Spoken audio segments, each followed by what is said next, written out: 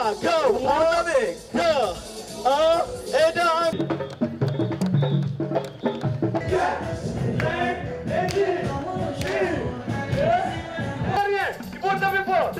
Wow!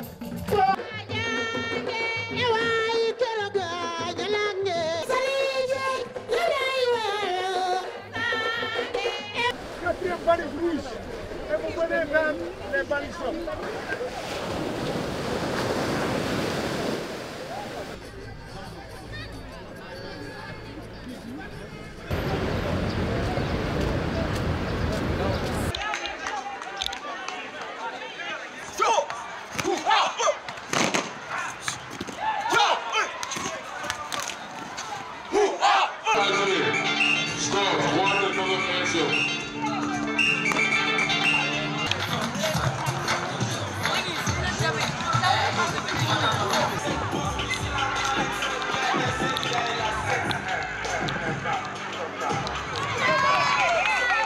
Oui, très même. Il y a beaucoup de personnes qui font le basket ici au Sénégal, surtout à Guédiawaye.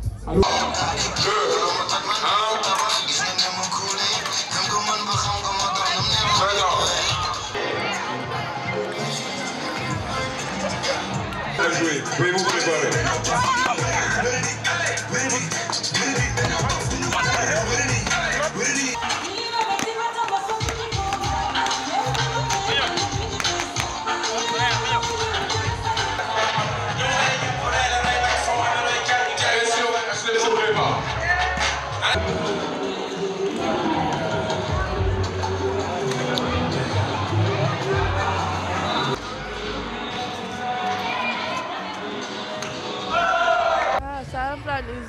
Une jolie, je ne sais pas quoi parler ça.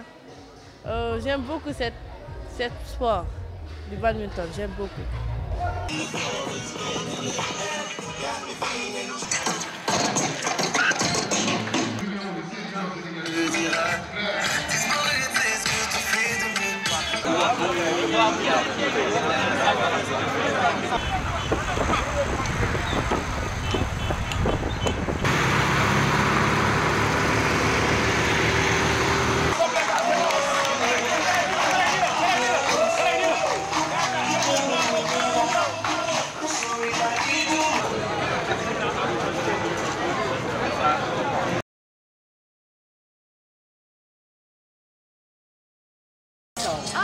I think it's just going to be able to showcase exactly what we as Africa can give to the world and share some of our Ubuntu spirit, which is always love.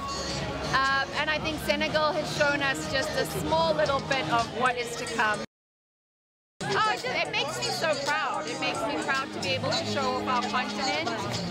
And not just on the sporting front, but the cultural side. I think that is what I really have loved over the last 3-4 days, is the music and the cultural activities and just the coming together of people, which we're so known for, and sharing the stories, and I'm excited about sharing that with the world as well. Thank you.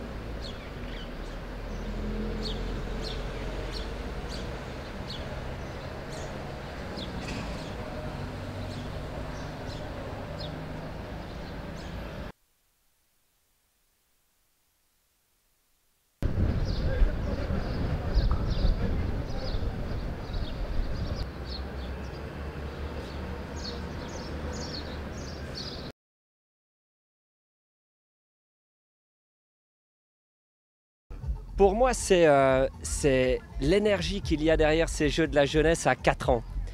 Vous savez, quand on choisit des partenaires, on s'engage dans la durée. Et puis généralement, on voit le résultat de notre travail au moment des Jeux ou quelques jours avant. Il y a de l'enthousiasme qui monte.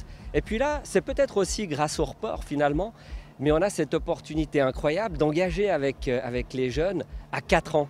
Et ça, c'est formidable. C'est un héritage avant les Jeux. C'est la première fois que ça se présente et à ce niveau-là, quand on se retourne, et la caméra ne peut pas se retourner, mais vous aurez certainement des images de ce qui s'est passé ce matin et ce qui va se passer ce soir. C'est des milliers de personnes qui vont participer.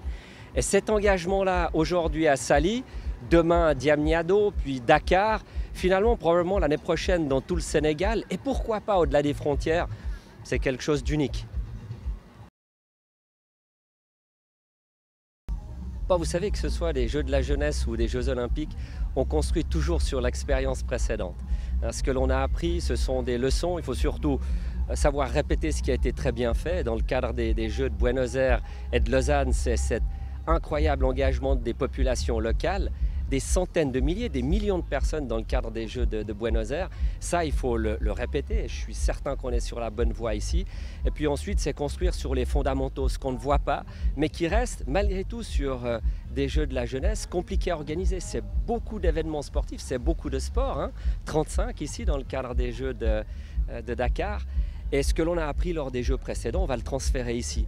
Tous les plans sur la plupart des sports, on va pouvoir les transférer des éditions précédentes sur Dakar. Alors évidemment, il faut les adapter au contexte local, parce que ce ne sont pas les mêmes sites, ce ne sont pas les mêmes capacités, mais sur la façon de faire, c'est identique. Donc on part d'une bonne base.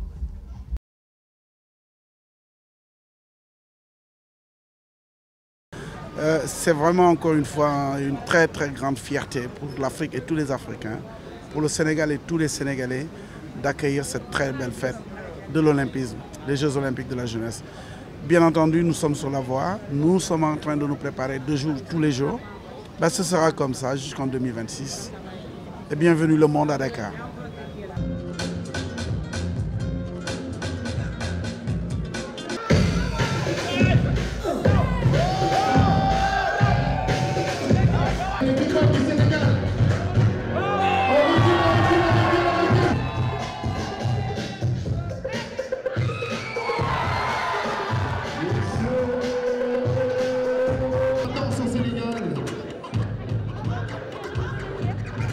Je suis cette femme sans résidence, je suis cette femme qui donne naissance, cette fille excisée, cette multiple strophe. Je suis monarque, salut.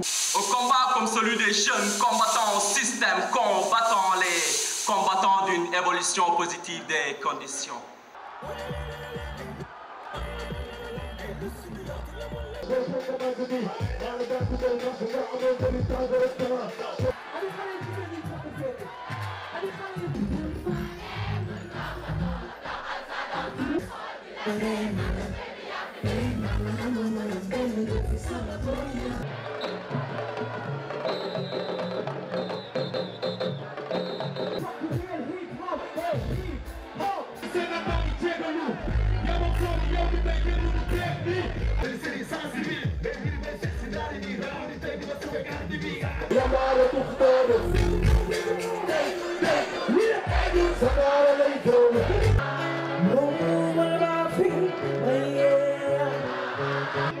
My